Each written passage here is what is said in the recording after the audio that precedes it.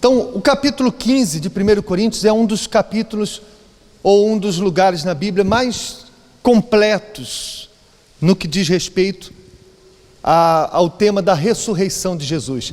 Mas eu queria só, antes da gente entrar aqui no capítulo 15 de 1 Coríntios, porque eu prometi para vocês que ia falar sobre o significado da Páscoa e o que ela tem a ver com a ressurreição de Jesus.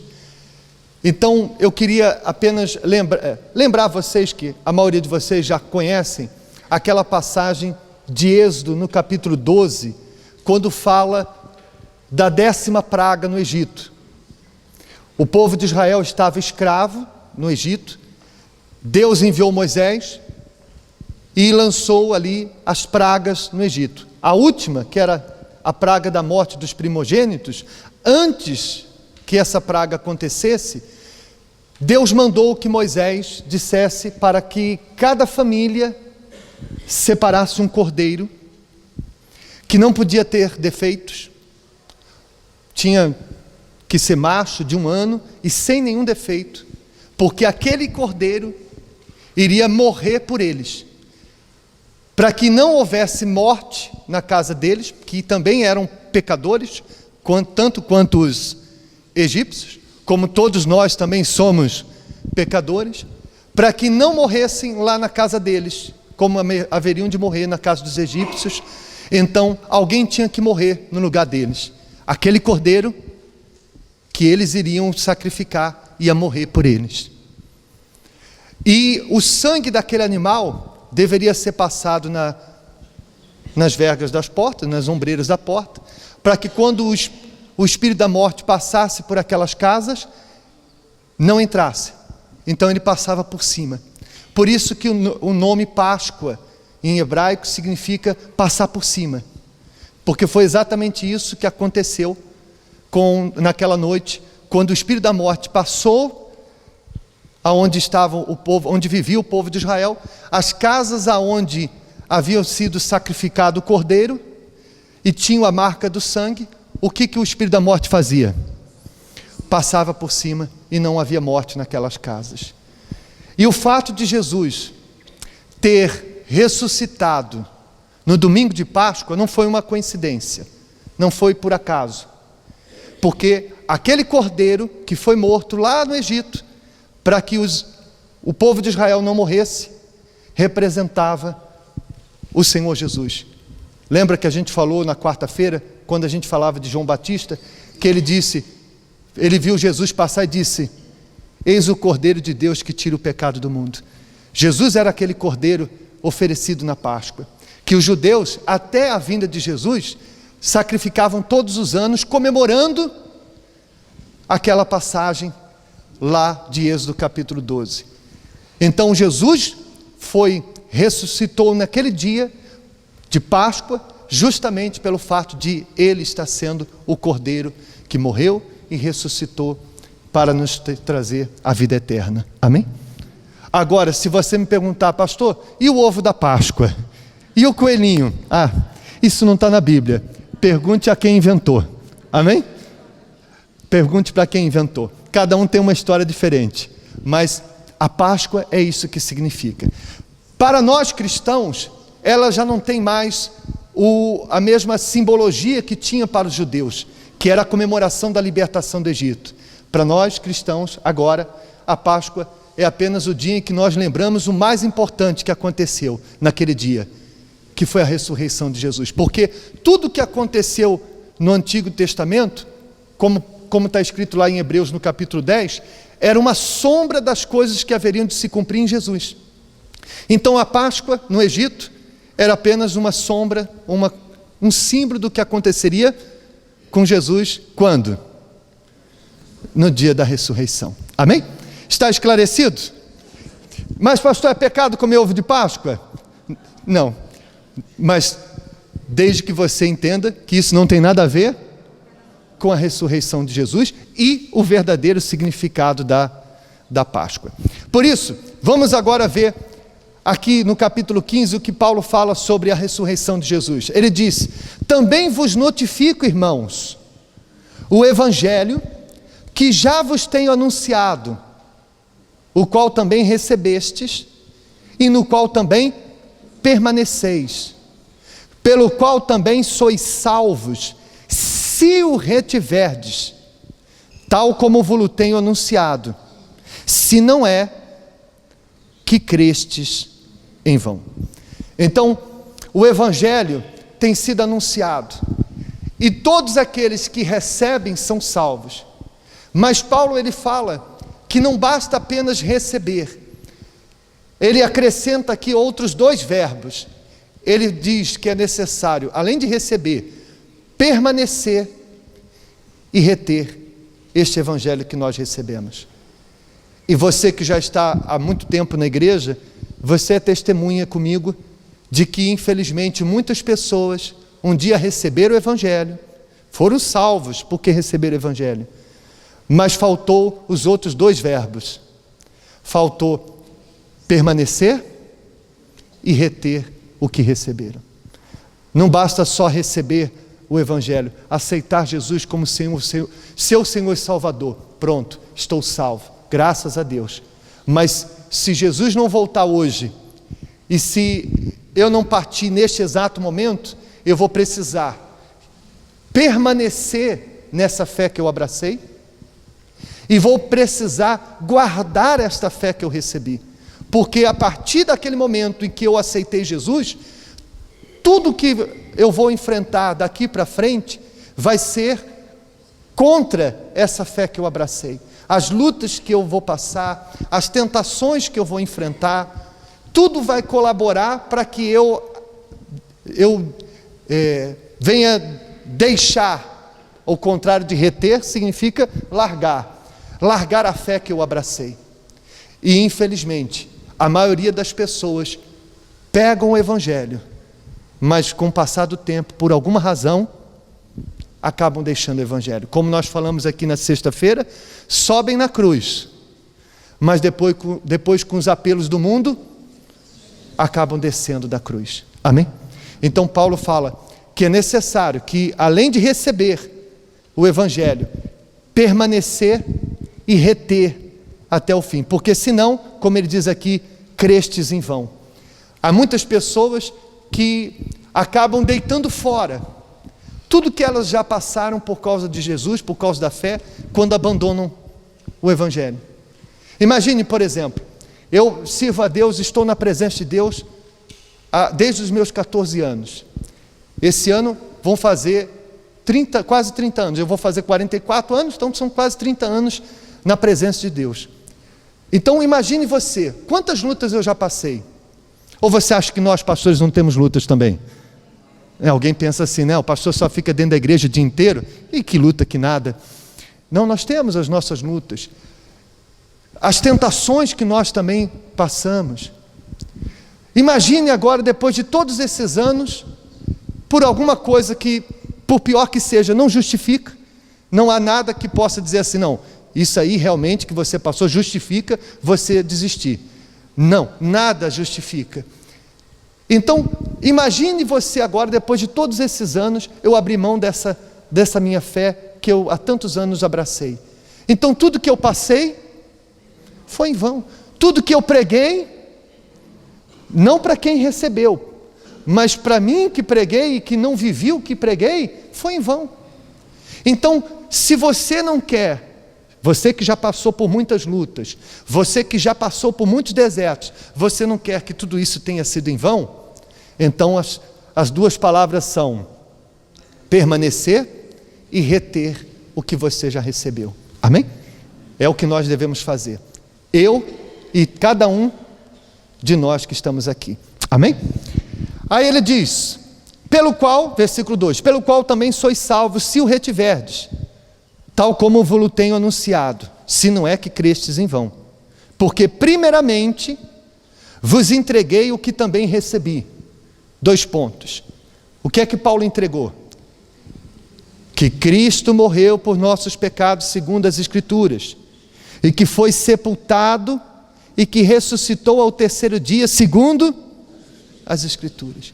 Então o Evangelho que os apóstolos pregavam e convertiam as multidões e que continua sendo pregado até hoje, o Evangelho é esse: que Jesus morreu pelos nossos pecados, morreu e ressuscitou para nos salvar. Amém?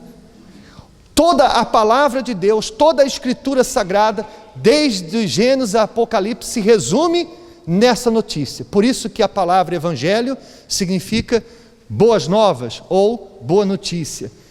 Qual é a boa nova? Qual é a notícia que salva? A de que Jesus morreu pelos meus pecados, foi sepultado e ressuscitou para me salvar.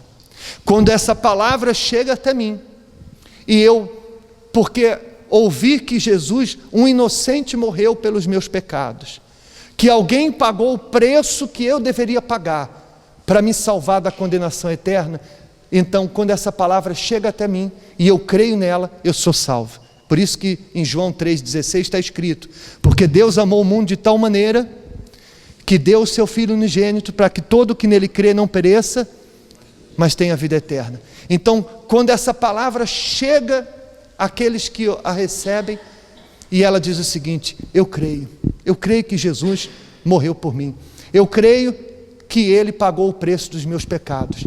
Então, essa crença leva ela a viver os ensinamentos que Jesus pregou. Não basta só levantar a mão e dizer: eu aceito Jesus como meu Salvador, e continuar na prática do pecado. Embora nós vamos sempre ser pecadores por causa da natureza humana, mas ser pecador é uma coisa, viver na prática do pecado é outra coisa. Porque a pessoa que diz assim: eu aceito o que Jesus fez por mim naquela cruz, mas continua no adultério, continua mentindo, continua com mágoa, continua vivendo uma vida contrária aos ensinamentos de Jesus, então essa crença não existe. Essa crença só acontece, essa crença só salva quando a pessoa aceita o que Jesus fez por ela, vivendo o que Jesus ensinou. Se ela não vive o que Jesus ensinou, ela não crê no que Jesus fez por ela. É tão simples assim.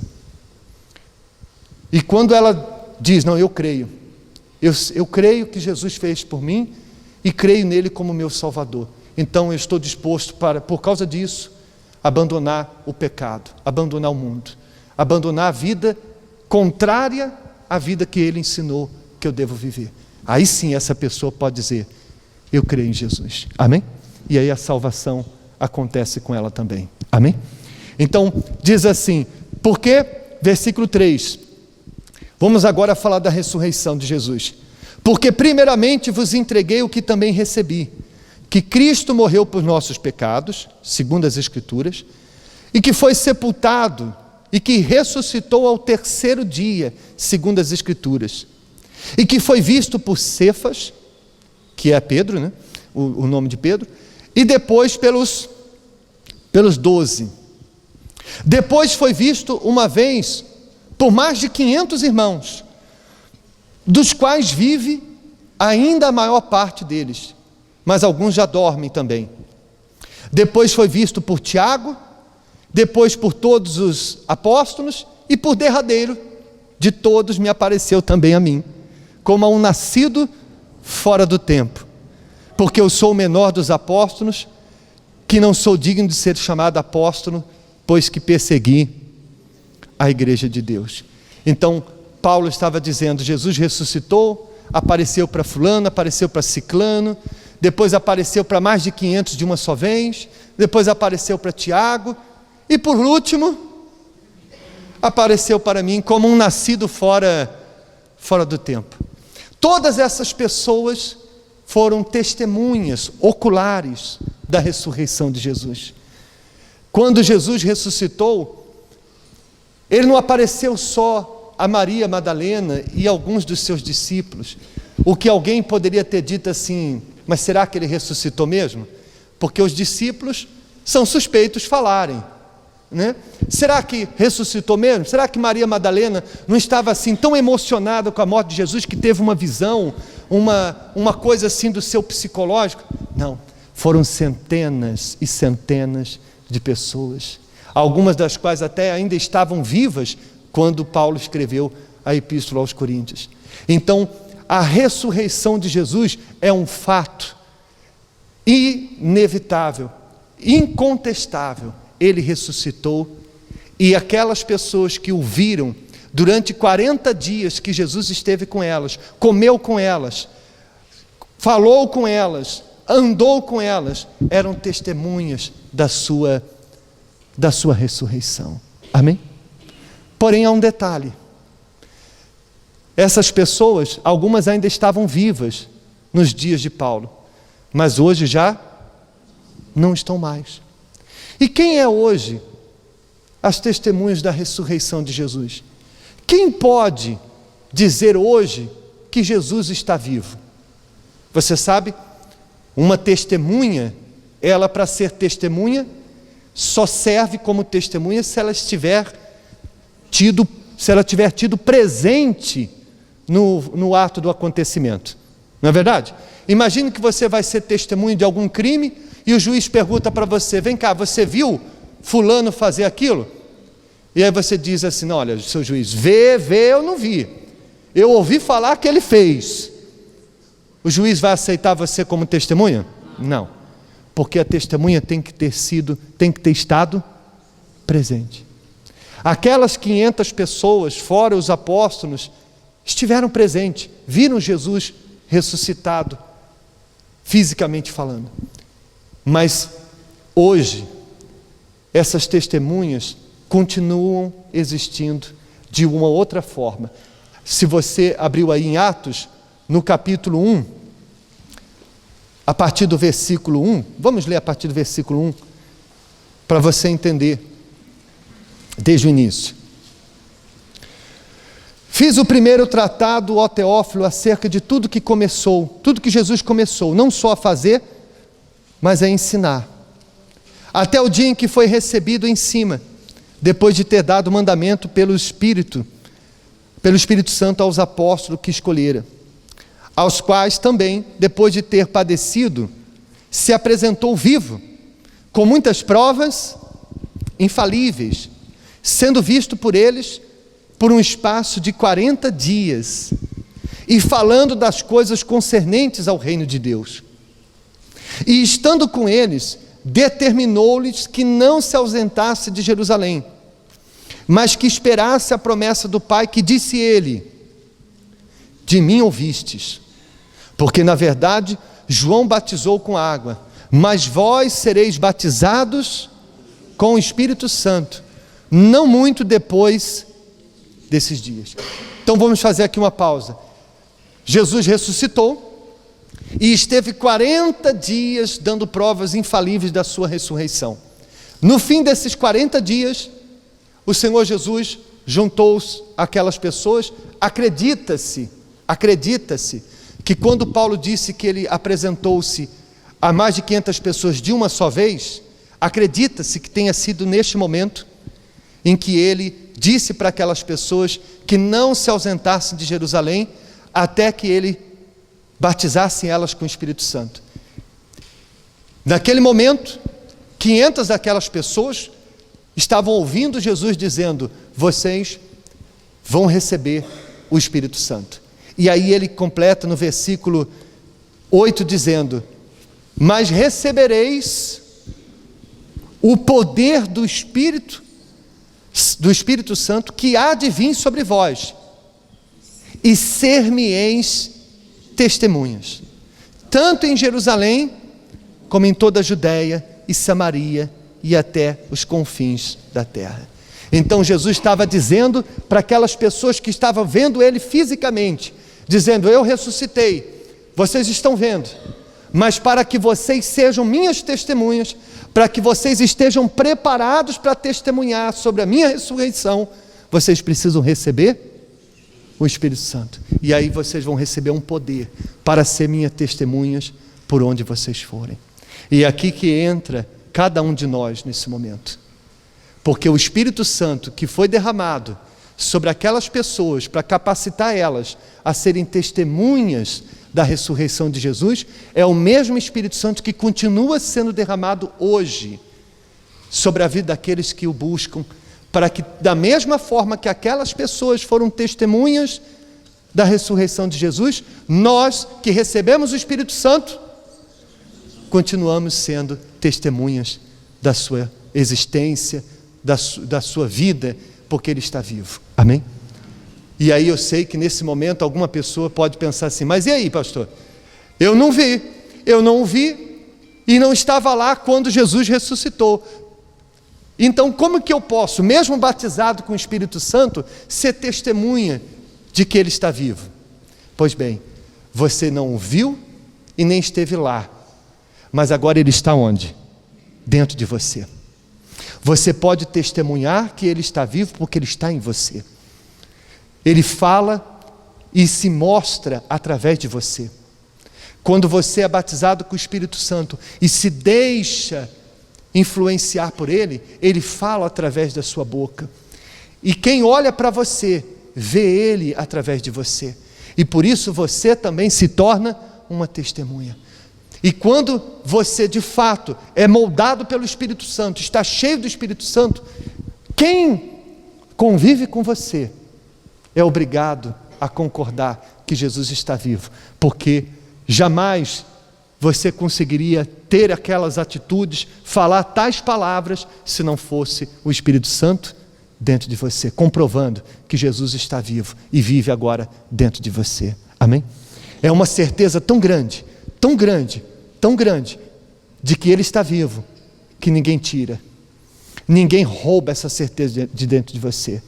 Tanto é que até hoje, mesmo milhares de anos depois, até hoje, existem pessoas pelo mundo afora que morrem, perdem a vida, mas não negam a fé de que Jesus está vivo e vive dentro delas. Tão grande é essa certeza que há dentro delas. E há um detalhe muito interessante que eu aprendi hoje, enquanto estava lendo sobre esse assunto, que você sabe o que significa a palavra mártir? Mártir quando uma pessoa morre por causa da sua fé, ela é chamada de mártir. E essa palavra mártir, ela no original grego em que foi escrito o Novo Testamento, tem o mesmo significado que testemunha. E ela surgiu, a palavra mártir, antes da vinda de Jesus não existia. Ela passou a existir, hoje no nosso idioma português, mártir, passou a existir por causa das testemunhas que morreram por causa de Jesus. Então, quando uma pessoa morria por causa da fé em Jesus, era uma testemunha, era uma mártir que partia testemunhando a sua fé em quem? Em Jesus. Então, ser testemunha significa também ser o quê? Ser um mártir. Você pode, graças a Deus e graças à liberdade religiosa que nós temos aqui no nosso país, você pode não morrer por causa da sua fé para ser uma testemunha de Jesus, fisicamente falando. Mas morremos todos os dias para nós mesmos, para a nossa carne, para poder sermos também o quê? Testemunha. Então a morte e testemunha estão o quê? Estão ligados. Não tem como ser testemunha de Jesus sem morrer todos os dias para si mesmo, para a sua carne, para continuar testemunhando a existência de Jesus aqui neste mundo. Amém? Mas por isso, porque para ser um testemunha tem que enfrentar isso, por essa razão é que Jesus disse para eles que estavam ali naquele dia, e diz para nós que para sermos testemunhas temos que ter o quê? O Espírito Santo. É a capacidade para ser testemunha que nós precisamos, é ter o Espírito de Deus dentro de nós. Amém? A partir de hoje, domingo de Páscoa, o dia da ressurreição, até o dia de Pentecostes, que foi o dia em que o Espírito Santo foi derramado sobre os apóstolos, passaram-se 50 dias. E nós vamos fazer em todas as igrejas universal esta caminhada de 50 dias rumo ao Pentecostes. Lembra que Jesus ressuscitou na Páscoa, passou 40 dias com os testemunhas e 10 dias depois vem o Espírito Santo no dia de Pentecostes. E você sabe, assim como a ressurreição de Jesus não aconteceu por acaso no dia de Páscoa, não foi um acaso, tinha uma razão do porquê Jesus ressuscitou naquele dia, também há uma razão do porquê Jesus ele derramou o Espírito Santo no dia de Pentecostes. Porque Pentecostes, a palavra Pentecoste em grego significa 50ª, ou seja, 50, né? É o 50º dia. E era como era chamado a festa das primícias, que acontecia 50 dias depois da festa da Páscoa. E a festa das primícias era aquela festa das colheitas, quando o povo colhia os cereais e levavam as primícias para Deus. E o Espírito Santo foi derramado sobre os primeiros cristãos, justamente no dia das primícias, no dia em que se comemorava as primícias da colheita. É como se Jesus dissesse o seguinte: eu plantei e aqui estão as primícias da minha colheita. Quando nós recebemos o Espírito Santo, nós nos tornamos parte dessa primícia de Jesus aqui neste mundo. É muito forte, amém? Por isso, eu queria convidar você, nessa oração que nós vamos fazer agora, mas que vai se estender durante esses próximos 50 dias, a buscar fortemente a presença do Espírito Santo na sua vida. Se você não é batizado com o Espírito Santo, pedir a Ele: Senhor, eu quero ser sua testemunha. Eu quero, aonde eu estiver, em casa, no trabalho, com a família, com os incrédulos, eu quero ser uma testemunha da tua existência. Por isso eu preciso do teu Espírito. Eu não posso testemunhar sobre alguém que eu não conheço. Eu não posso testemunhar sobre alguém que eu não vejo. Eu preciso que o Senhor esteja dentro de mim para ser a sua testemunha. E com certeza, Ele, que é o maior interessado em tornar você uma testemunha, vai vir sobre você. Amém? E você que já é batizado, nesses próximos 50 dias, pedir a Ele que venha usar você com muito mais poder do que já usou para testemunhar sobre Ele aqui neste mundo. E que nesses 50 dias você venha a ser renovado, venha a ser fortalecido, o Espírito Santo venha avivar o seu relacionamento com Ele. Amém? Eu, no seu lugar, não faltaria nenhum desses próximos 7 domingos que nós teremos com esse propósito, que será esses 7 domingos rumo ao Pentecoste. E eu tenho certeza que no fim desses 50 dias, assim como essas pessoas aqui, essas testemunhas, nunca mais foram as mesmas, eu tenho certeza que você também poderá ser muito mais usado por Deus e muito mais cheio do Espírito Santo daquilo que você é até agora. Amém? Agora, só depende de quem? Porque você veja que aqui, acredita-se, foram mais de 500 pessoas que ouviram Jesus dizendo para ficar em Jerusalém e não sair dali. E nós sabemos que 10 dias depois, apenas 120 estavam no cenáculo. Aonde estavam os outros 380? Não abriram mão, não renunciaram, tanto quanto aqueles 120, que não arredaram o pé dali, enquanto o Espírito Santo não vem sobre eles. Amém? Então é isso que Deus espera que cada um de nós venhamos fazer. Buscá-lo com toda a intensidade. Fiquem de pé, por favor, em nome de Jesus.